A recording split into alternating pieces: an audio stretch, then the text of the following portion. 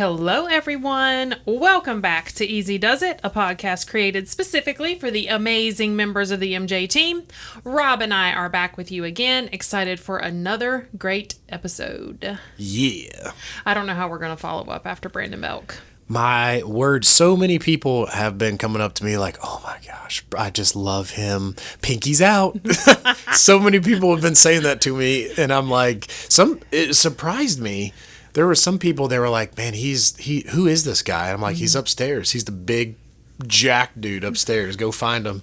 He's right down the hall from me. And they're like, okay, I need to go find him. And then sure enough, some of them come back like, oh, he's even better in person. I'm like, right? Yep. Right? He's going to have to put up one of those things at his desk where you like take a number. Yeah. You know? Yeah. And he would be like, number 71. Come sit down with Brandon Belk. Let him better your life. Or we need the big what is it called? The neon sign with the arrow. Oh yeah, yeah, pointing down. Yeah, this is where Brandon is. We really appreciate you coming on, Brandon. It was really a great episode. You my boy Blue. Maybe I know. I know. So sweet. Okay. Grab bag question time. Let's go. And apparently, I don't know Rob as well as I thought I did. Here is our question for today. What type of food could you eat every day? I think I want to let this go a little bit farther. Y'all, so Meredith was like, which question do you want to do today? Because I can't do no questions off the cuff. Yeah, well, sometimes we do it where she pulls it out of the bag, but she just grabbed two and was like, which one do you want to do? And I was like, let's do food. And then I'm like, well, you know this. And then she's guessing random crap. I'm like, dude, you don't even know me. Pizza, candy, what else did I already guess? Vegetables. If someone that I know in this building's like, I love vegetables, no, you're done. Come on. Okay.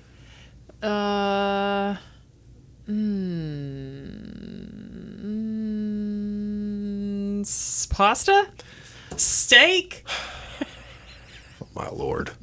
You know, Shallon, I could answer this immediately. It would be bread. 100%. She's added a food group.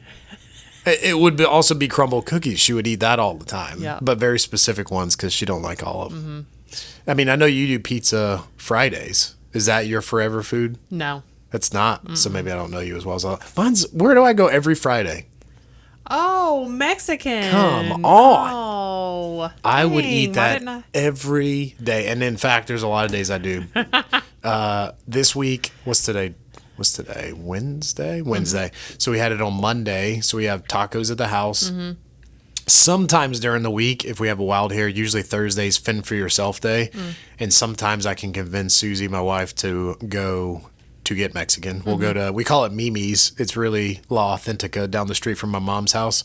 And my mom's name is Mimi to the kids. So we always just call it Mimi's. And then Friday we go to Chewy's, which is like the top spot. You gotta get the creamy jalapeno dip that comes with the chips. It's free. The chips are good. The salsa's good. And then I always get the fajitas. I could eat that every day. Why didn't I get that? I don't know. It wasn't even a remote thought. I'm not gonna lie. That is the jam. Yeah, I probably could get down with Mexican. I don't know that I could do it all the time. I think I would really have a difficult time. I think I do have a sweet tooth, so quite possibly if I could eat it every day, not all the time, every day I could eat cookies. It literally says every day. Yeah. Cookies every day? I could eat cookies every day. What are we talking about? Crumble cookies, or are we talking about something else? I mean, I wouldn't turn down a crumble cookie, but like Mila made cookies this weekend. Yeah. She made just chocolate chip cookies from scratch, and I can't stop. They're like kryptonite. No, not kryptonite. Is that right? It's like the thing you can't stay away from. It's like crack for you. Yeah. You just got to keep going back. Yeah. So maybe cookies. I could also see pasta. Yeah. And pasta would be like a good choice because you can do different things with pasta. You can make all kinds of different ones. So then you could actually switch it up a little bit every day. Right. Those carbs would not be fitting into my healthy living lifestyle. That maybe potatoes of some sort. Okay. Because potatoes, too, you could do... French fries. Yep. Au gratin, mashed potatoes. Yeah. Like scallop potatoes. This feels like... I like scallop potatoes. This feels like... What's his name? Forrest Gump? Oh, you can make gumbo shrimp. Oh yeah. Shrimp tacos. You know what we should do? We should have a like a bake off because Charlie made chocolate chip cookies this week from scratch, and she's like in her little sweet voice, "Daddy, do you like the cupcakes or the cookies?" And I was like, "Honey, I think you outdid your mom. I think these are better than what my Susie just." She turned her head and looked at me, and I'm like, "I'm serious. These are good." She cooked them the right amount where it's soft, but crispy around the edge. Yes, and they were good. And we Susie got some new pans, so we found out that the pan was too big for the oven, so she had to do it at an angle. But maybe that was the trick. I don't know. Yeah. But she did good. We should do like a bake off, and then we could reap the benefits of that. And both get cookies. I love the fact that the kids are in the kitchen. I think that's so cool. Yeah. Now, you said that Mila does that. Is that for both of them? Leah loves to cook too. Both of them? Both of them do. Well, that's good. Yeah, they don't get that from me. That's 100% from Michael. Michael. Mm-hmm. Michael's doing good things in the kitchen. Well, you said he normally cooks quite a bit, right? He does. Yeah, that's his jam. It is.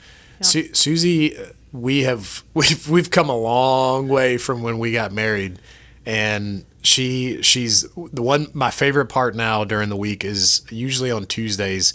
She does chicken, and back when we first got married, we called it dreaded chicken night because somehow she would try different ways of baking it, and it would be dry or it wouldn't turn out right. And she's like, "I'm sorry," and I'm like, "It's okay, it's cool." And I didn't really make a lot of comments, but she knew that. She's like, I know," and I'm like, "You don't have to say anything. It's okay." But she's figured something out. She does like you buy the seasoning bag, you put the stuff in there, mix it up, and then you marinate it, and then that chicken is banging. I'm excited about chicken night now. She does a good job. Mila, it's funny that you say chicken because we eat a lot of chicken in our house. Yeah. And so Mila will come down and she'll be like, "Chicken? Again. And we're like, "Yep. If you're hungry enough, I guess you'll eat it." This is what we got. This is what it is. How many different kinds of chicken nights do y'all have? So we do, this is totally getting on down a sidetrack, but for all of you busy folks out there, this is not sponsored. But, sponsored by Shake and Bake. Yep. We do Every Plate. Okay. Which is the sister company and the cheaper version of HelloFresh. Okay. So it comes in the exact same packaging as HelloFresh, but it's much cheaper. And so we do 3 meals a week and that's amazing to me because then I don't have to think about it. It gets delivered to the house. Don't have to plan. Don't have to shop. And I really don't think it's that much more expensive than buying that many meals for that many people at the grocery store, particularly because I think it comes out to like $6 a person or something like that. Oh, that's not bad at all. So, anyway, we have different versions of chicken through that. It's usually like chicken or pork chops or a pasta or something. So right. I mean, she kind of right. We do eat a lot of chicken. We like that chicken life. But, But anyway, so I don't really think that I gave an actual answer to that question. I'm going to stick with cookies. I'm cool with that. I'm going to stick with cookies. And I do apologize that I did not recognize about the Mexican. I should have known. Oh, man. Now you know. Now you know. And, I think if I could just, like, eat anything and I didn't have to worry about the repercussions, I'd probably be a cake or cookie person. Susie makes a killer for my birthday. I always love it every year. She always makes I don't like chocolate cake, but she'll make a vanilla cake and then she'll put cream cheese frosting, or it'll be, like, cream cheese with the confetti, like the little magical sparkles that are in there that you like biting into that are semi-firm. Yes, funfetti. Son, I will annihilate that. They'll all have a piece on the first day, and then I know that they don't eat a lot of sweets all the time, and then I know it's daddy. I'll eat the rest. I know that I don't want this to go to waste, so I'm just gonna grab another. It's like the cartoon where they like, "Can I have a piece of cake?" Sure, and they cut him a slice, and then the guy takes the whole cake and leaves the one slice. That's me. I'll straight up leave him high and dry. Hey, listen, ain't nothing wrong with that. If you're only doing it once on your birthday, my gosh. Well, I mean, the cookies that Charlie made the other day, are almost I probably have eaten 15. Yeah. In like a 4-day period. Yeah, it's bad. It's becoming a problem. It's bad. All right, what we got from the Dude's News today? What's Dewey going to tell us? Today, the Dude's News is tied directly to our topic for today's podcast, which is complaining. We all do it. And so today we're going to talk a little bit about complaining. But here's what Mr. Jenkins had to say about complaining. We've used this one before, but it's worth repeating. So I think he's quoting Jim Rohn here. So I'm just going to read to you what Dewey says about complaining. Complaining. There's room for legitimate complaining, but if you let this disease loose, it will conquer you. Complaining can take over your life, destroy you, and leave you with nothing. And then he goes on to say, he talks about a story about complaining. The story teaches these things. Indulge in complaining long enough, and you get your future canceled. I don't know if that's how Dewey said it, but that's how I'm saying it. Future promotions, future opportunities. So I think that's pretty, like when you think about it like that, if you indulge in complaining long enough, you get your future canceled, future promotions, future opportunities if you're focusing on that all the time. And then the last part that he says in the Do's News that I'll share is complaining isn't for the winners in life. Focus on what you can do, not on what you can't. Focus on the opportunities, not the difficulties. When you do this, you'll not only inspire yourself, but you'll set an example for others to follow as well. Yeah, I remember reading that one, and it's funny. It has a picture of Chase. Good old Chase's boy down there on the bottom down there, which is Jack. so sweet from so long ago. Little Jack. Yeah. But yeah, so complaining, the part that I love about that one is how it will conquer you. And it's so true. No one wants to hang around somebody that complains all the time. And if you think about your future, how much of your future is going to be involved in complaining? And generally speaking, when we think about our future and the person that we want to become, you know, you're thinking about it in a positive light. Complaining is not that. Yeah. Not even close. And I know we're going to talk about it today, and sounds like we're flowing right into it. But, you know, if you're around people that complain all the time, and even if you have like the propensity to be a little bit of a complainer, it pulls it right out of you, and it's hard to stop. It almost feels good to complain. It relieves some of that pressure.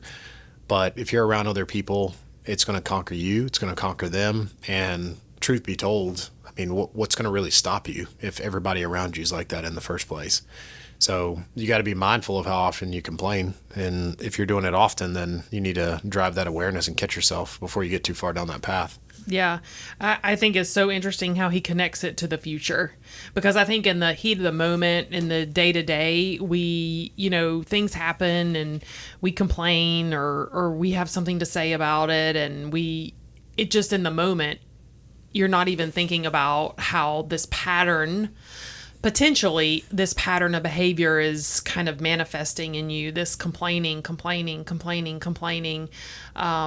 And how he talks about if you do it long enough, then it can and will affect future opportunities. Yeah.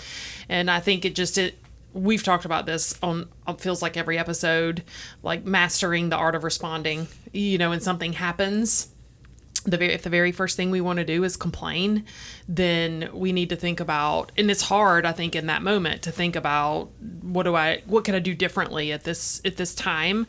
But when you start to think about your future self or what you want down the road, then how is that complaining affecting those opportunities? Yeah, you ain't going to get there complaining. Right.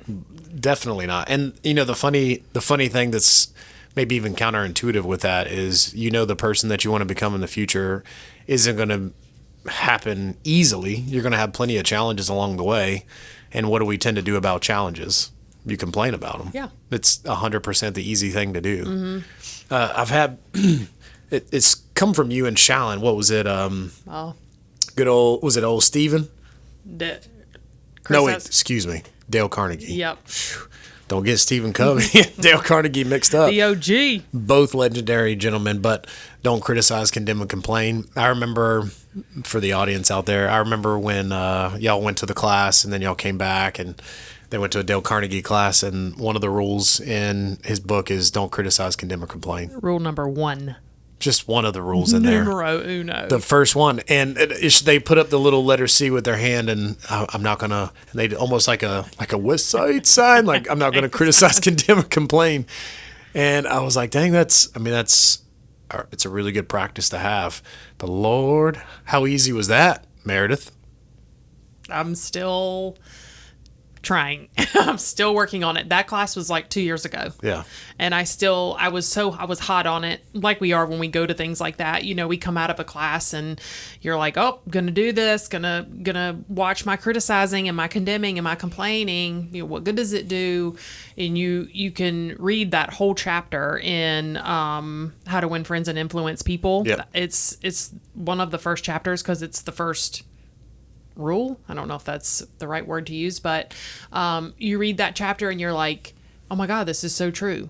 It doesn't do me any good to criticize, condemn, complain, because nobody's taking any action. Nobody's actually doing anything about the thing that I'm complaining about or criticizing. Mm-hmm. So I was hot on it there for a while, and I was really being thoughtful about it. And like most things, it comes and goes. You know, I find myself back in cycles of being very criticizing and complaining, and I don't know what prompts that more in me. Maybe it's stress, maybe it's I don't know, too many tabs open. That would be stress. Yeah.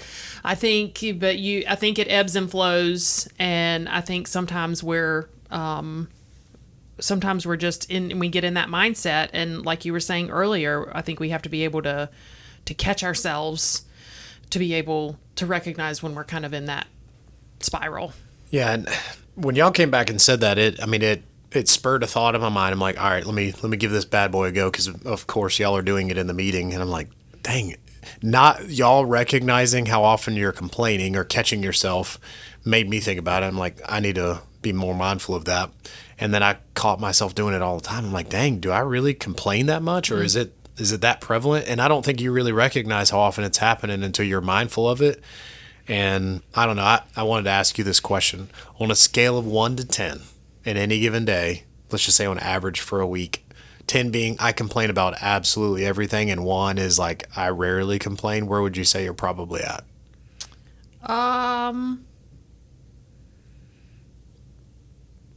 I would say, I mean, if we just being real up in here. I mean, I'm going to be real with you here in a minute. I'm going to say a 7. Yeah. Maybe some days a 8. Yeah. I mean, I'm not foolish enough to believe. And if you ask Michael, he probably might say something even higher. Keep that to yourself, sir. If you want to survive the night. We need to slide Michael on here and ask him the same question. Yeah, I'm going to say I'm most days on the top end of that spectrum for sure. Yeah. I was trying to think as I was even writing that question, and I feel like there's some, maybe on average, maybe like 5 or 6, but there are days that I'm like, it was just actually yesterday I was talking to Adrian. She came in my office. You guys remember Adrian, talking about her in one of the podcasts. She came in here and was asking me a question about something, and then I just flowed right into like explaining how something went down, and I was like, and you won't even believe what such and such said. And I was about to finish my sentence, and I'm like, you know what? Disregard that. Doesn't matter. I'm going to move right along. And she just started laughing. And if y'all remember, one of the people that I think it was on the Randy pod, maybe it wasn't on Randy, but I was like, if I could be someone for the whole day, she would be one of those people because of how positive she is. But it took her sitting there looking at me, and she didn't change her like facial expression. I just was like, I'm complaining right now and I just need to stop. So I don't know. I try to find the positive in things and look at it in a different way. But there was this lady, I believe her last name is Swan. I was listening, of course, to a podcast. I was trying to figure out more about this whole complaining business. But she was saying that it can come from a lot of different places. And of course, complaining is you recognize there's a emotion or feeling that comes up for you and makes you complain. And she says it could come from even how you were raised. If your parents were complainers, you pick up the habit, as we do many things. But then she says if they, I don't know if the right word is evaluate. They say it's not important. You know, you complain about something, or like, just keep that to your, don't worry about that. Like, devalue it, whatever it's called. No, it's not, and they don't actually listen to what your emotion or feeling is. You feel repressed repressed for an extended period of time. So then it kind of builds up, but then they're also teaching you to suppress your emotion. So what this lady on this podcast was mentioning, she said that if you're going to continue to grow and not complain, you can't just say, I'm not going to complain, which I thought was interesting. She says that you have to actually analyze where is this deriving from my emotion? Why do I feel this way? And then actually handle that. Otherwise, the complaint about that particular thing doesn't go anywhere. Oh, her name is Teal Swan. So she says to try to figure out where is this coming from, you should ask yourself a question. And the question was, what really hurts me about this? So if you're complaining that I can't believe this person said this, and this to me, or this person cut me off in traffic and this ridiculous. And if you ask yourself, what really hurts me about this? You start recognizing, oh, I feel like my time is more valuable than theirs, or it makes me feel less than, or, of course their day is more important than, well, where's all that coming from? Yeah. If you're complaining about work, why are you complaining about work? Or if you're complaining about a relationship, why are you complaining about the relationship? And if you just say, you know what, I'm not going to complain. I'm just going to move on with my life. While the complaint doesn't come out, the emotion isn't settled.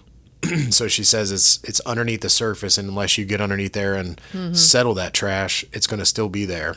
Yeah. So just not complaining is not going to fix it. No, just because you don't say it out loud doesn't mean that thought doesn't happen in your head. Right. I mean, it's still there. Yeah. Like I get James Clear's email every week. And he said, what are you often silently complaining about in your head, and who is the person you need to actually discuss your frustrations with? Yes. People can't react to your thoughts, only your actions. Time spent complaining to yourself is often better spent selling someone else on a new way of doing things. So, because even if you don't get down to the bottom of it, then nobody can do anything. Nobody knows how you're feeling. It's not going to stop you from having the thought. Just like you had the thought before you stopped yourself from saying it to Adrian. Yeah. It's like the thought is still there. And what we know from talking about mindset is if the thought is still there, then the feelings and the behaviors that go along with the thought, they're still there too. So if we don't get down to the bottom of where's the thought coming from, what feelings are associated with it, then we can't ever change that cycle, the thought, feeling, behavior cycle, because the thought is still going to be there even if we don't express it out loud. Yeah. So I think that that's a really great point, is it that I'm frustrated? Is it that I'm angry? I know that that's a lot of times what happens, if I'm complaining about the girl's not picking up after themselves, or if, if Michael, the example I used the other day was that sometimes when I come down from putting the girls to bed, Michael's already in bed. Nice. Not nice. Okay. I don't like that look you just gave me. So, because the doors are not locked, the lights are on. I mean... Anyway, I told Susie the other night I felt like a failed husband, prior military guy, because there was a day I woke up early in the morning to go to the gym, and I go in there and the garage door was open. Yeah, we've done that before too. I was like, oh my word, we could have gotten murdered in the night. Yeah, or definitely a snake got in there. And you know what the problem was? I said, I know who it was. It was Jack, our son. And I told him, and here was me complaining about it, and I'm like, that's not his, even though it's like, it's not his responsibility. Yeah, I'm like, I'm the dad. Like, I need to protect my family. How old is Jack? He's 8. I'm like, this fool left us going to get us all killed, Jack. So I'm going to bring him downstairs, and we're going to have a talk about safety and murderers, and this is going to be your fault if we all wake up dead. And I'm like, I'm the dad. It's my responsibility here. Anyways, carry on. Yeah, so I think that's the thing is if I come down and I'm feeling some sort of way about the fact that I'm still up and cutting all the lights off and locking the doors and putting the girls to bed, and, I want to complain about that, then what really is the underlying feeling? What do I want Michael to do? Like, instead of complaining about it, just say, hey, when I'm up there putting the girls to bed, could you do X, Y, and Z so that I don't have to do that when I come back down? But instead, what do I want Michael to do? I know. I'm sure you got an answer for that. Where should I start? But instead, I want to just keep all of those thoughts and feelings inside and then come to work and use it as an example in class. Yeah, of course. Or talk to, complain to Shallon about it or whatever. So I think it is important to understand where that comes from, because it's not, I'm still going to have the thought whether I say anything about it or not. I come to work, I complain to Shallon, or I stand on my platform and tell everybody in the business about it. And tell everyone. And then I go ahead Michael goes to bed when it's actually time to go to bed. Yeah. I'll just go ahead and put it out on the podcast for the world to see. I mean, we're talking it's like 9:30, 10 o'clock. It's time for bed. It's a completely appropriate time to How go to bed. are you still awake at that time? I know Shallon goes to bed at like 3 o'clock in the afternoon. What time are you going to bed? Usually around that, but sometime between 9 and 10. Wow. Okay. Mm-hmm. Got it. Yeah. Well, it's like, this is a side note, but my girl's, Mila's 14, and she's still okay with me semi-tucking her in at night. Yeah. Like going up and just, kind of catching up for the end of the day. Some days she wants to talk, some days she doesn't. Yeah. And as long as she keeps letting me do that, I'm going to do it. Of course. And so, but I mean, usually I'm up there putting them to bed around 8:30, 9 o'clock. Yeah. So then by the time I come back down. So anyway, sometimes when I come back downstairs and Michael's, and really and truly what it is I think the underlying emotion is envy. Because while I want to put the girls to bed and have that time to connect with them before the end of the day, I also am tired and really want to already be in the bed. For sure. And sometimes he's reading, so that makes me even more envious, right? Because that's a hobby of mine. Yep. And I feel like it's envy that I don't have a few more minutes to myself at the end of the day. So that's not even about Michael. That's about me. Yeah. But I think that's what it means when we get to the bottom of what emotion are we feeling? Is it really anger at Michael, or is it that I really wish that I could be doing what Michael's doing? Right. So I think and until then we can't have a solution for that problem until we name a little bit further down what that feeling or where that's coming from. Yeah, I do think if we recognize there's always a feeling, there's something that's there. Mm-hmm.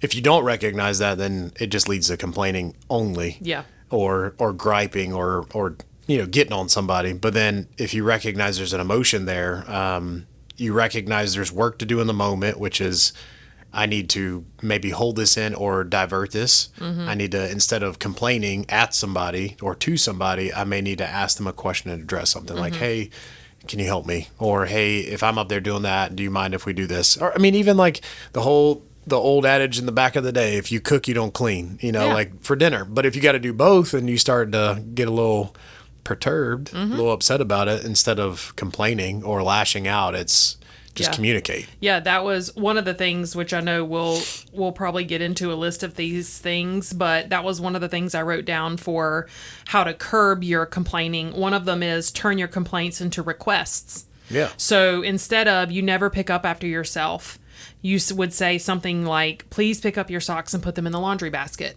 Don't even say you never pick up after yourself. We already know that they don't, right? Yeah. So instead, just say, please pick up and put your things away. So anytime you're thinking of complaining, then you just turn that right back around into a request, which I thought was that seems like an easy way. If I'm about to complain, how can I turn this around? Can somebody please help me with the dishes? Instead of, you guys never help me. So maybe just flipping those words around. Now, does that mean everybody at my house going to jump up out the chair and come help? No. But at least, you're making a request for action instead of just complaining. Yeah. I think when you recognize there can be a diversion of the energy that comes from that, and you can divert it in a positive way, or the straight up complaint or getting on somebody is in a negative way. That same lady, Teal Swan, she was saying that your emotion underneath that is electrically charged. And it's kind of interesting as the more you dive into this stuff, there's some of it that goes down this more meta path of thinking about things, about energy and all this stuff. But if you just go like to the science, your brain has electrical charge. So all your thoughts and everything are electrically charged. So an emotion technically is electrically charged. So she's saying you have an electrical charge that's bouncing around inside of you. And unless you do something to dissipate it, it's still going to be there. It might go get hidden. And then the next time it comes up again, it's even worse. It's grown. So unless you do something to get that charge out of you, it's just going to be there. So if you recognize you want to complain about something, then you recognize there's work to do in the moment, which is maybe you want to hold it in or redirect it instead of, will someone please help me with it? It's, can someone please help me with this? There's the work in the moment. Then there's also the work with the problem, which is I need to do a little bit of self-work, which is asking yourself that question: what really hurts me about this? I feel like I'm doing this by myself. I feel like I'm carrying the load by myself. No one cares. Yeah. Whatever those emotions are. And is that really the case? Well, no. Everybody's tired. Everybody else may have their own baggage they're carrying around with the day that you just have no idea. And unless you do what you do at night sometimes and catch up, you'd have no idea. And if you had known that, you probably wouldn't have said it in the first place. Yeah. So I think everybody's always carrying around something, and for you to complain, a lot of times you're dropping rocks in their backpack. Yeah. It's funny. We had a guy on the range one time when we were in one of our shooting schools, and we always told him, keep your bag closed. Don't leave your bag open, because when you got to get up and move to the next yard line or you're in battle, like you gotta take your stuff. You can't leave stuff behind. So he would leave his bag open all the time. And so we'd go to the next yard line. It's like, hey, you need to close your bag. You're going to leave stuff. And he's like, whatever, man. We go to the next yard line and we stop saying it. And so we start putting rocks in his backpack, put one stone in there, like a grapefruit sized stone. And then he'd run to the next yard line and we put another one in there. It took about 3 yard lines for him to realize he's carrying around some extra weight. And he looks in his bag and he sees the rocks. He's like, who the heck did that? And we're just sitting over there laughing. And he goes to take them out. And it's like, no.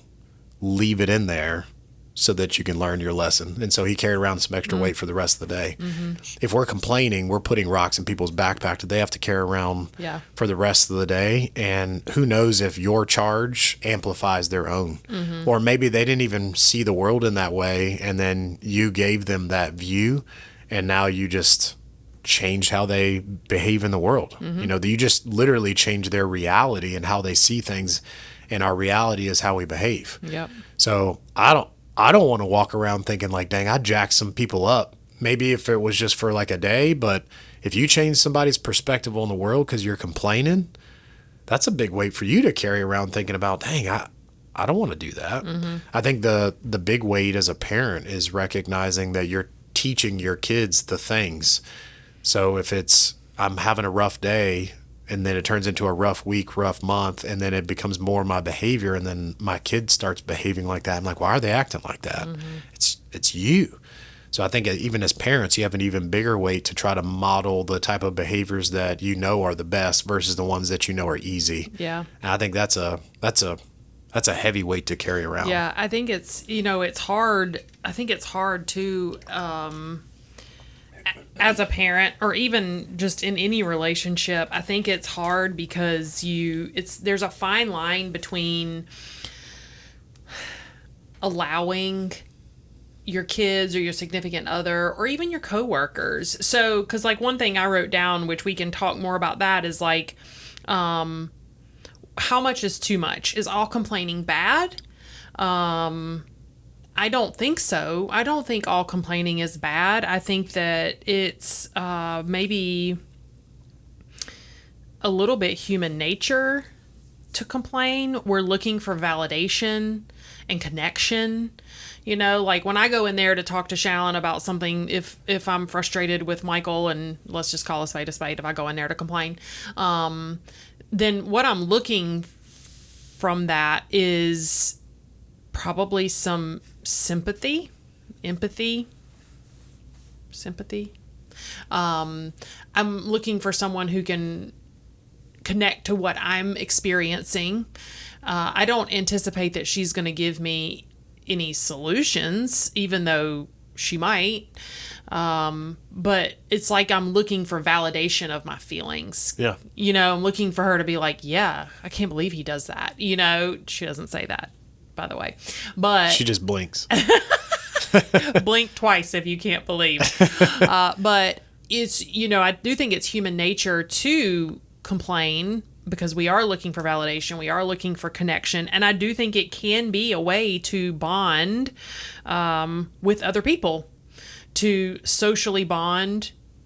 But I think there is, you know, there's a line where it crosses from just the normal everyday venting about a difficult thing and like everything sucks. But in that, like, if you were to go tell her about that stuff, who's the one that you really need to bond and connect with? Oh, Michael, for sure. Yeah, that was, I don't know where I read that. I don't know if it was in the no complaining rule or there's another book too where it's a complaint-free world. And basically his rule is if you're not saying it to the person who can do something about it, you shouldn't say it at all. Yeah. I don't follow that rule so good, but apparently, since I just told you that I go in there and talk to Shallon about things that happen at home, but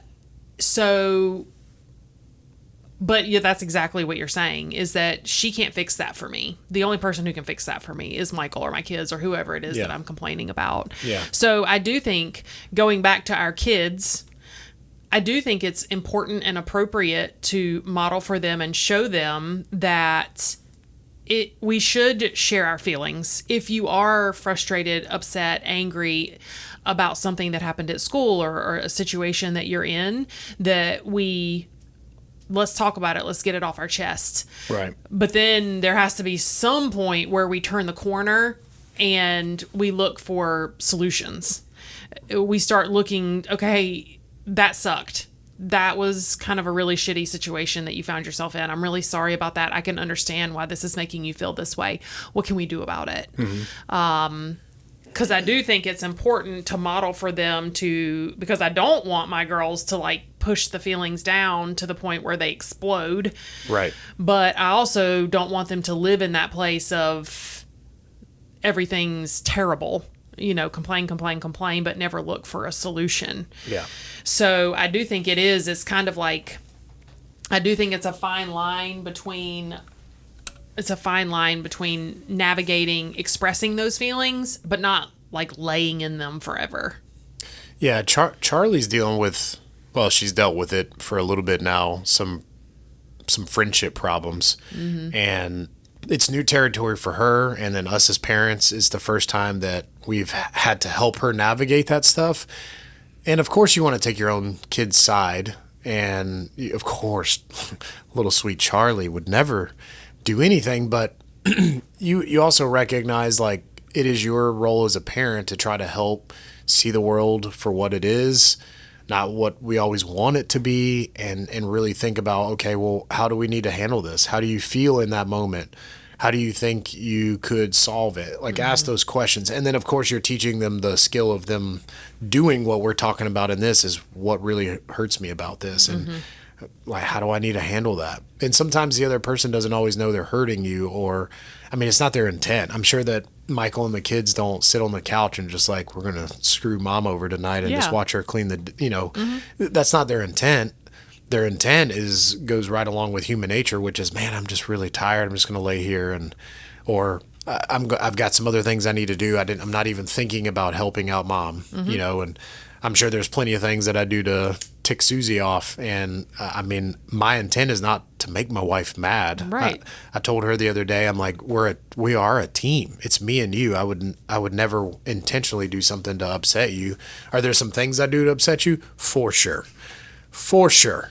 But some of the stuff I know about and some stuff I either don't pay attention to or I'm not thinking about it in the moment. So I'm like, if I make that mistake, I want to fix it. But I think the problem comes up, especially in relationships, is when it happens often. You've talked about it and then it keeps coming back up. I mean, me and Susie have been married for a long time, and I'd like to say I've made progress over time in our relationship, but there's still some stuff lingering left over that it's my nature to behave that way. And I have to, I mean, a marriage is about, it's not about completely changing yourself, but you have to adjust some things to be able to cohabitate with somebody and have a successful relationship. If somebody's asking you to change everything about yourself, that's not the person you need to be with. They need to accept you for who you are, but that doesn't mean that you don't make compromises along the way. You have to make adjustments. So there's plenty of things that I'm like, okay, I need to work on this. I need to be better about that. And, I mean, if I don't, I expect her to tell me. Now, sometimes it might be like, what the heck are you doing? And I'm like, oh, got it. There it is again. My bad. Okay. But there's some things that I'm just like, look, dude, this is not my talent. And I do not think about those things at all, at all.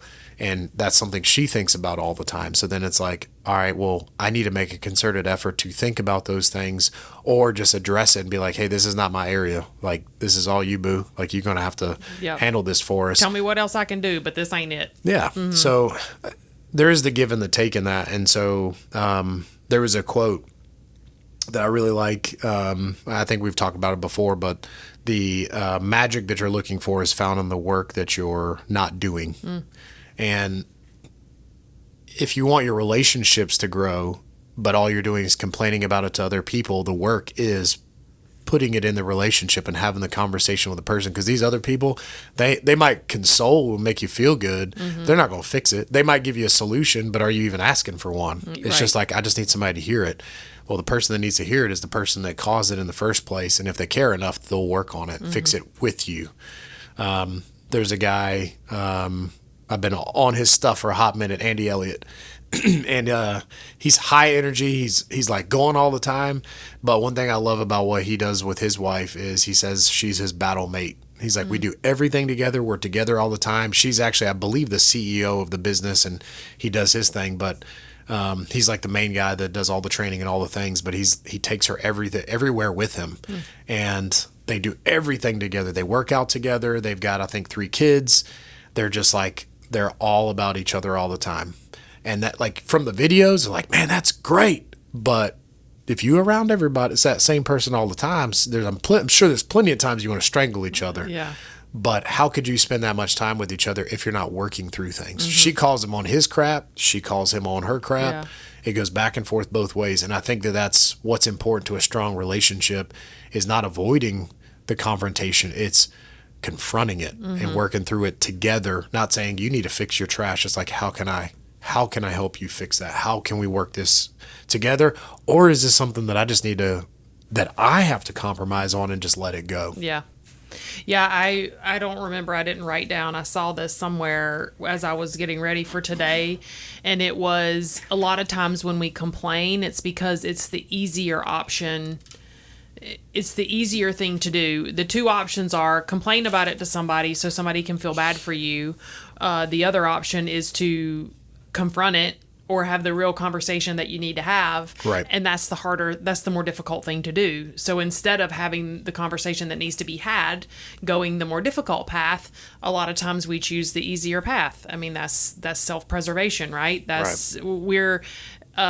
We're not designed to continue to put ourselves in those difficult situations over and over and over again. And so I think that's a lot of times why we turn to complaining is because in the moment, or it feels that's the easier thing to do, is let me say this. And I do think to some degree it is nice to be able to get it off your chest. I do think there is some emotional regulation pieces of that. Like, it's a good thing to be able to get it off your chest. To me, I think a lot of the problem comes in is when it stops becoming about any sort of solution seeking. Yeah. If it's just complaining for the sake of complaining, but never doing anything or trying to work towards a solution. I think that's when you know you're a chronic complainer. I think you know you're a chronic complainer when you're just continuously airing negativity and there's no solution seeking whatsoever. Yeah. I think I think it's probably normal, but I think that we have to be thoughtful about where we are Yeah. on our scale of 1 to 10. I think that's definitely a sign of I'm a chronic complainer. I like that term. If you're complaining all the time, if you're presenting things without a solution, I even think about people that ruminate on the past. Mm-hmm. I can't believe that this happened. And if this wouldn't have happened, then I wouldn't, finish the sentence. Mm-hmm. And if you're always ruminating on the past, you're never going to look in the future. You're Yeah. always going to live there. And sometimes bad stuff happens. Like, there's nothing you can do about it. If it's happened in the past tense, there's nothing that you can do about it. All you can do is look to the future. Mm-hmm. But truly the future is the solution. How do I plan to move on past this? That's all you can really focus on. I think it's important to recognize what are the controllables and the non-controllables.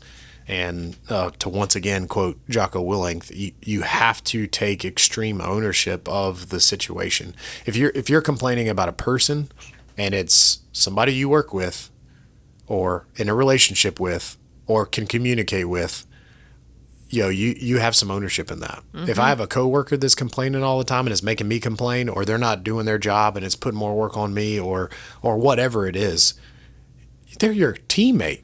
Go talk to them. I'm sure that they're probably not coming in to do a bad job. And if they're doing something they probably shouldn't and they know it, well, hold them accountable for it. Go talk to them about it and be like, we're a team. Mm-hmm. Our goal is to take care of our customer. Let's do this thing together. Let me help you. If you have that type of thought pattern, you make everybody around you better. You're going to make your team better, the customer experience better. If your customer's complaining, like I know our CSRs out there, love you guys. If you got a customer that's complaining about something, guess what? Take extreme ownership of that trash and be like, I am so sorry you had that experience. Act like it's your business. I am so sorry you had to deal with that. Let's see how we can what we can do to take care of you. Mm-hmm. Before I even do anything else, let me just ask you a few more questions just so I understand it from your point of view so I can make sure I get the right fix for you. Like, have some urgency, take care of your customer, act like it's your business. Because truly, if you don't do your part, the customer's experience is bad. They're going to tell other people. Mm-hmm. And I mean, why wouldn't we? Yeah. Why wouldn't you tell everybody about it and just go along with complaining? It's easier to complain than it is to get positive praise. Yeah. So they're going to tell, I think it was 10 to 1. Mm-hmm. If you have a great experience out there, you'll tell maybe 1 or 2 people. If you have a bad experience, you're going to tell everybody you know. Mm-hmm. It's going to be tenfold. So take ownership of it. Yeah. If you're in a relationship and it ain't going the way it should, take ownership. It's a relationship. You're the other half. Mm-hmm. Do what you need to do, and if it's not working out, then you got to figure something else out, Yeah. When we do tech talks and lunch and learns, that's one of the first things that we talk about. It doesn't matter if we're talking about relationships. It doesn't matter if we're talking about conflict or complaining. Or the only person you can control in all of this is you. Correct. And so if you come to a relationships tech talk and you think that I'm going to teach you how to make your significant other do what you need them to do, that's not what we talk about. What we talk about is you. Because you are half of that relationship and you're the only person that you can control. And I think a lot of times, which is easier, we do want to put the blame on the other person. And that's just not, even if it's our inability, this is what I often find myself doing, even if it's our inability to speak up, then I have to own my part of that. Right. Like, just like you said earlier about Susie, Michael wants to know how he can help me at home. He wants to know what I need. He's my partner. We're here to support one another. He wants to know that. And a lot of times the fault that I bring to the relationship is I have a difficult time voicing that. This is what I need from you. I need help with this. That's hard for a lot of us to do, is to ask for help. Yeah. Because then that indicates that I can't handle it all. So I think even if that's the part you have to own in the relationship, then that's fine. That's the part you have to own in the relationship. It's the fact that I haven't spoken up and said what I need from this as well. So I do think that's important, is taking ownership of your part. Something else you said about ruminating on past events, it makes me think about when we talk here at Morris-Jenkins about conflict. One of the things we talk about is no hands from the grave. Right. And so, oh, man, that's hard sometimes. Yeah. because it's, if something's happened in the past that has caused you to feel a certain way or act a certain way or see a person in a certain way, it's hard. It is really hard to separate that from what's happening in the moment. And so, but one of the things we say is if we're going to enter into a conflict where we're going to be talking to each other about something, then, we're not going to bring any hands from the grave. What's happened has happened. We've either dealt with that or we've decided to leave it. Right. And so I think that is important for you to do when you're trying to stop complaining, is to recognize bringing things up from the past does nobody, including yourself, any good. Right. It can actually make it a lot worse if you do that. So after you've handled something, actually, if you rewind, when you're in the act of actually fixing whatever that thing is, there's also something to be mindful of is no absolutes. You always, Meredith, you always do this, or you never do this. That was something Brandon taught me years and years ago because I guess I was saying it. And if I say, hey, you never do this, well, is it really never? It used to drive me nuts. Never? I'm like, well, it happens a lot, but it's not never. Right. So how often is it happening versus not happening? A lot of times that's our emotion. That's our emotion speaking. Yeah, and you gotta let that go and be realistic. And even more so if you're trying to handle this. I mean, if we're confronting the complaining and saying, well, we need to handle this with a person, you need to bring evidence. Hey, this time, and this time, I've noticed this. Instead of saying this time, you did this. It's I've noticed this. And then being curious. Tell me what was going through your mind, or what were your intentions? Yeah, help me understand. If you approach it like that, you're going to make the other person less defensive, and it's easier for you to handle the problem. But the absolutes is one thing, and if you even think about your complaints, the complaint that you have in your head, it's saying that there's something that's important to me. And so if something's important to me, if I don't voice it, it sits there underneath the surface. It's the old adage of sweeping it under the rug. There's always going to be a lump there, and you're going to trip over it. And it's going to be a problem. So if you think, what am I trying to get by complaining about it? I'm trying to get some type of relief. The real relief is doing the work and lifting the rug up and sweeping that out, airing the dirty laundry, whatever it is. Figure out whatever the problem is with that person. Yeah. If I leave it or I complain about it or let it sit there, it becomes a festering wound, and it ain't going away until you treat it. And in fact, can get a lot worse. And it's not the other person's fault if you don't voice it. They probably don't know that it's a thing. And if you've mentioned it one time, if we're talking about behavioral changes, if you've mentioned it one time to Michael, I mean, how do we learn how to tie our shoes? Right. Right? Or you tell the kids, like, hey, I need you to pick up your... Meredith, how many times have you asked the girls to pick up their room? At least a bazillion. At least a bazillion. It's just right underneath a trillion. It's like, you say it all the time. It's so funny with the kids whenever they bring... It's been a long time. 8 and 10 are the ages. And they would take their plates and they would, Meredith, drop them into the sink from a height. I don't know why. I'm like, I would like watch their arm and they like raise it above the sink at least a foot and just release. And I'm like, I don't like loud noises like that in the house. So when they jump up, down upstairs, it shakes the lights and they can't hear that. They're having a blast. And I'm watching TV or I'm working or I'm just sitting there and they just jump. It startles me. I immediately get mad. And so I holler with intensity and kindness, please, anyways. So I'm like, guys, can you just set it in the sink? But then after a while, I'm like, why are we even putting it in the sink? It belongs in the dishwasher. So then now it's, they set it in the sink now, which has been an improvement. But I just give them a little throat clearing. Or if I'm in the kitchen and they walk past me, I'd give them a little look or point over to it. And I don't have to say anything and they get it. But it takes time and time and time again for people to change behavior. So we got to give them some grace with that too. Yeah. So if it's something that's really important to you and it's the work I need to do right now is I might need to suppress this or maybe not suppress, but redirect. How do I need to actually handle this in the moment? And then the work that needs to be done on the problem is having the discussion with them of what type of solution we're really looking for here. Some stuff is just like, I need to give them grace. Yeah, particularly with kids. No, not with kids. That's not what I'm talking about. Yes, with kids. Yeah, You for know, sure. it's like, particularly with kids, I have learned that we've talked about my trials and tribulations as a good enough mother, but I feel like that was one of the things that I had to learn the hard way was like, does it really matter? Like the things that I was getting myself all worked up about, they didn't even matter. Yeah. So it's like, I think if you're trying to navigate through this, then I do think it takes some grace, particularly when you have just spoken to the person maybe once or a few times. Yeah. It's nonstop. It's truly nonstop. But it just makes you better, makes you a better parent. That's right. They're sharpening you, Meredith. That's right. Sharpen the saw. There's the positive spin on that. Yeah. I don't know. And just in the more like positive light, I mean, I don't know, we're not being negative, but like I try to focus on the positive as much as I can. I was looking up a stat because I heard it the other day and I'm like, I had to even look up how to say it because I was like, what are the chances of you being born in the first place? Have you heard the stat? No.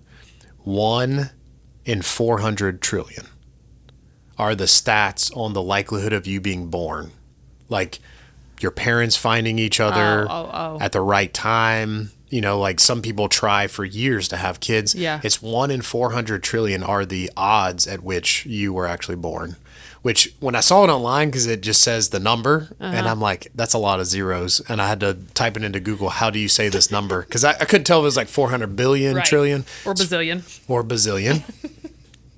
And that's insane to think Yeah. about it at the right time with the same parents, all the things. That's insane. And just to think how lucky we are to be here, and then we still find the capacity to complain about stuff. It's amazing. So if you think about it, okay, life is too good.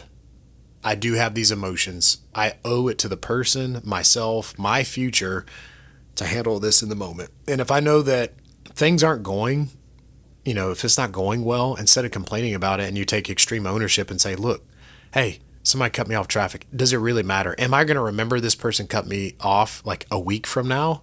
Heck no. Yeah.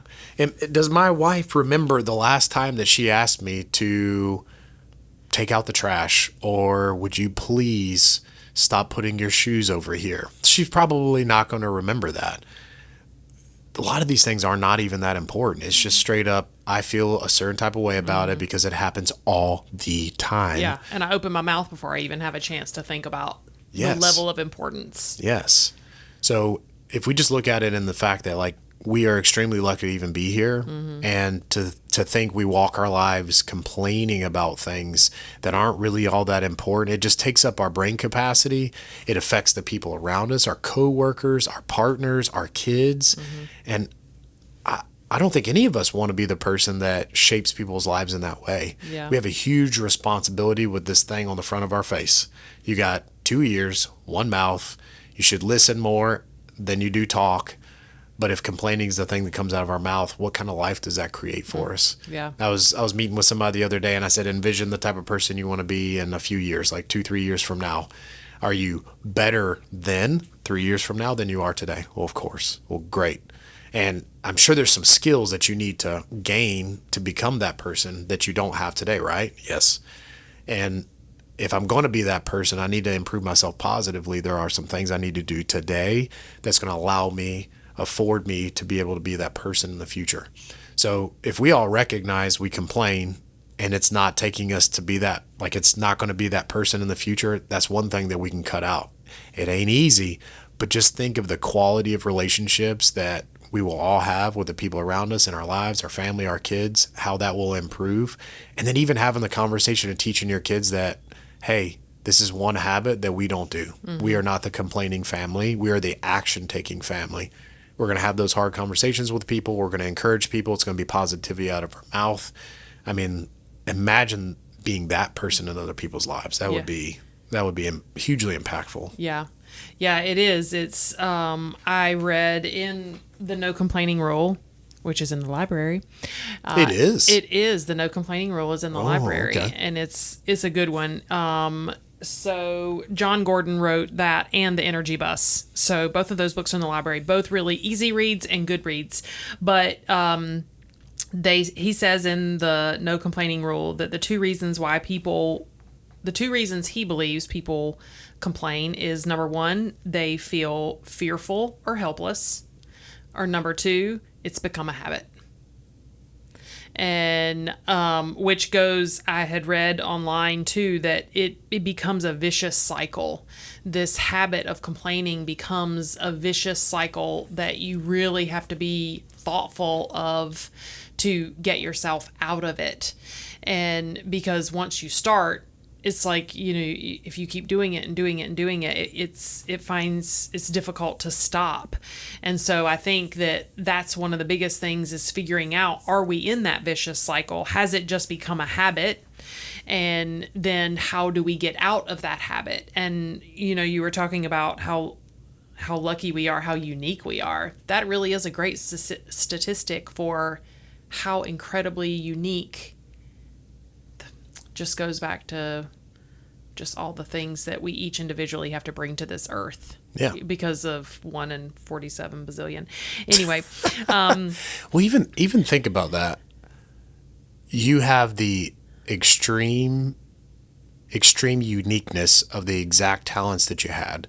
And maybe if you had been born a week later, you would not have those talents. Yeah, or to different parents. It's crazy. Right. Whoa. If your parents would have never found each other, you would not be the person. Even if you happen to be born. Yeah. You would not be the person. Who you are. But not even close. So that's amazing. It just speaks more to me about how incredibly unique each of us is.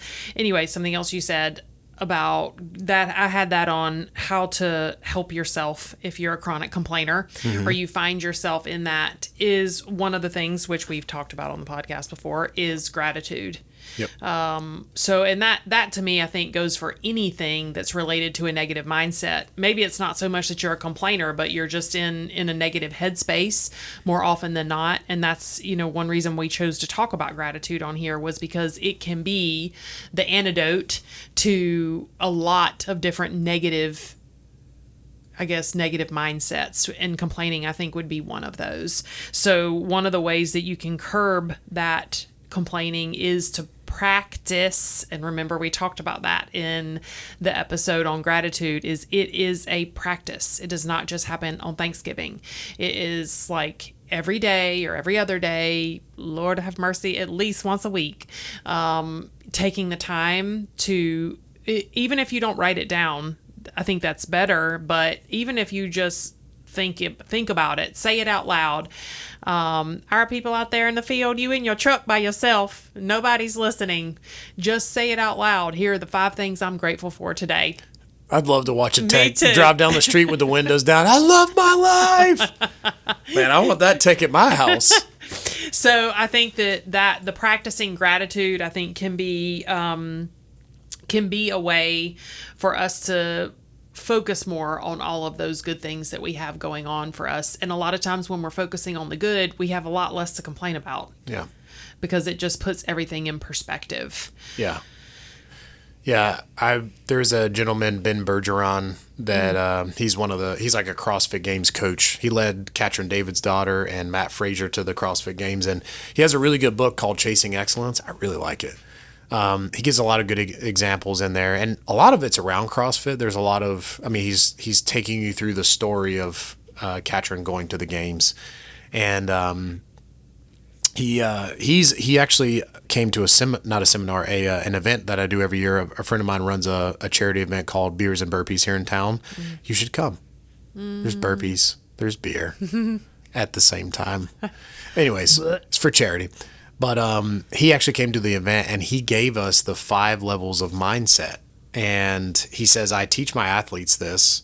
He says, of course, I would love to have people that have talent, but if talent doesn't have the right mindset, it is wasted.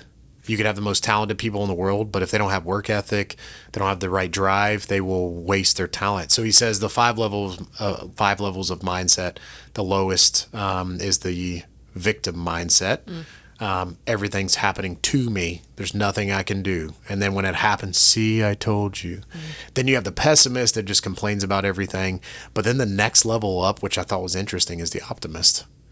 And he says it's not too much different from the pessimist. The pessimist complains about everything, but the optimist always only looks at the good and tries to find the silver lining in everything. And they're like, everything is sunshine and rainbows. And to the, I mean, not the normal person, but somebody that has good awareness, you're like, but does it? Like, I don't know if everything's like that all the time. And we've all met people like that. But he says the challenging part with the optimist is that they lack the ability to brace when bad things happen. Something bad's coming, they're like, but I'm sure there's a tidal wave coming in. Well, I mean, at least we will have water. And it's like, yeah, but everyone's homes will be destroyed. Maybe they needed to start somewhere new. And it's like, oh man. So the optimist, there's nothing wrong with being optimistic. I think it's an important practice. I mean, that's practicing gratitude and appreciation. But the next level up from that, he says, is the realist. The person that sees the good and the bad in situations, chooses not to focus on the bad, but is realistic about what actions we need to take. And having that mindset, I just thought optimism was like the top. Yeah. But he says realistic types of individuals are more of the stoic types, which Marcus Aurelius, he has a quote, I think I said it earlier, but accept the world as it is, not as we wish it to be. By doing so, we eliminate the need for complaints. So if you can accept the world for what it is, and not for what we want it to be, we're not hopefully just wishing for things. You can actually take action and try to create that. But you realize the world can be challenging and hard, and that through challenge, it makes me better. So it's not that I need to complain about it. It's like, well, excellent. Like if something's going to be challenging and I might want to complain about it, really, I shouldn't. I should just say, well, I appreciate the challenge. It's going to make me better. Yeah. Bring it on. Let's go. And so he gave a quote with each one of them. And he says, which some people are going to take this the wrong way, but they're like, the quote with realistic is, it is what it is. Brandon says that all the time. I will slap him, but it is what it is. And truthfully, if you look at the world like it is what it is, there's nothing I can do about it, and approach it with that stoic, non-emotional outlook. It's like, hey, I realize that this isn't an ideal situation, but we're going to make the best out of it because it is the hand that we're dealt, and we're going to take extreme ownership, and we're going to make the best out of what we got. Yeah. And then when something really good happens to us, live in that moment and enjoy it, because you know that it ain't always going to be high on the hog. Eventually you're going to go back down into the dip in the valley, and it is what it is. Just like when you're in the peak, it is what it is. Yeah. I don't have control over that. I only have control over my reaction to it. Yeah, your circle of control. Yep.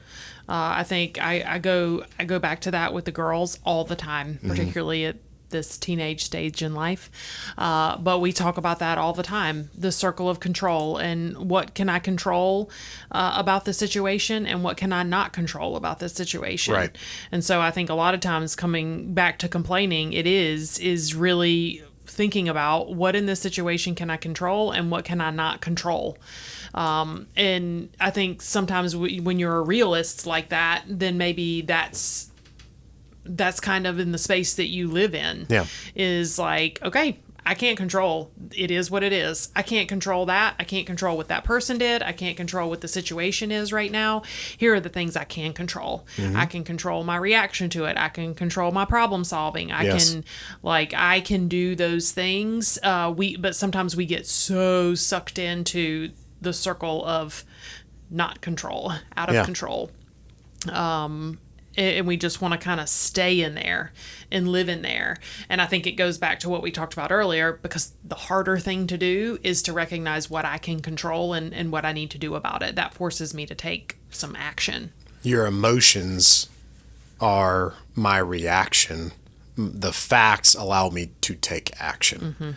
So if I live in the emotion, am I going to take action on emotions? Well, you can, but it's not going to lead you to a good place. But if you take that step back and say it is what it is, what are the facts in this? What can I control? I mean, you don't need to walk your life living an emotionless life. I think emotion is what makes us amazing human beings. It's a gift. I don't think we could do it if we wanted to. Right. Yeah. But we can't let our emotions control us, because the facts of the situation is that such and such did something and it makes me mad. Well, what about it makes you mad? And I mean, you're not that person. You can't control them, but what you can control is your reaction and the conversations that you have. I mean, if you just look at it, that's what it is. Here's my emotion, how I feel about the situation. Really, my emotion doesn't matter all that much. It's what do I do with this? And if I know it's under the surface, it's like, hey, I need to heal a little bit. This says something about me. They hurt my feelings, but that's probably not their intent. That's probably not what they were going for, unless they're just a jerk.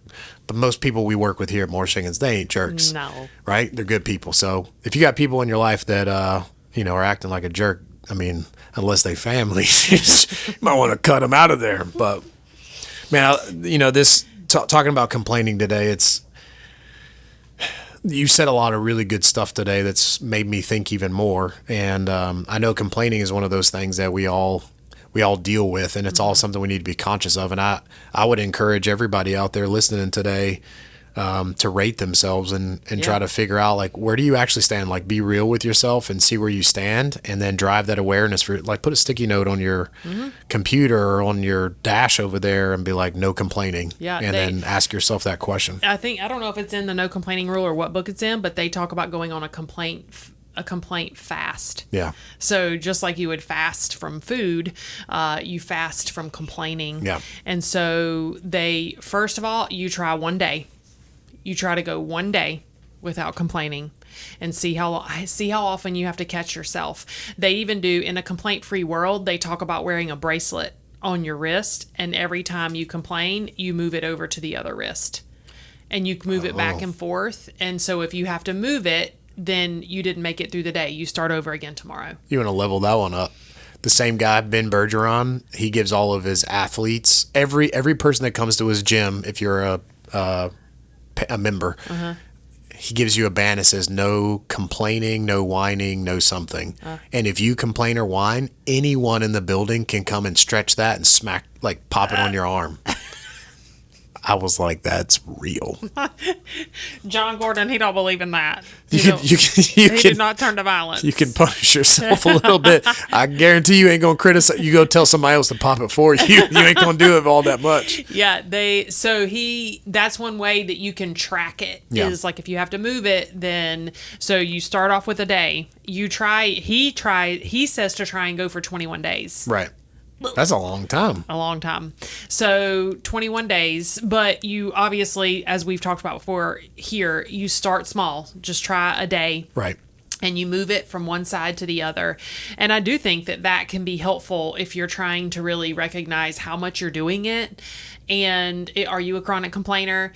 And I think you'd be able to recognize really quickly how often you're either moving that bracelet or how often you're having to catch yourself before you have to move the bracelet. Yeah. And so I think that's one way we can get ourselves in check. And then after that, you can start kind of digging into, where is all of this complaining from?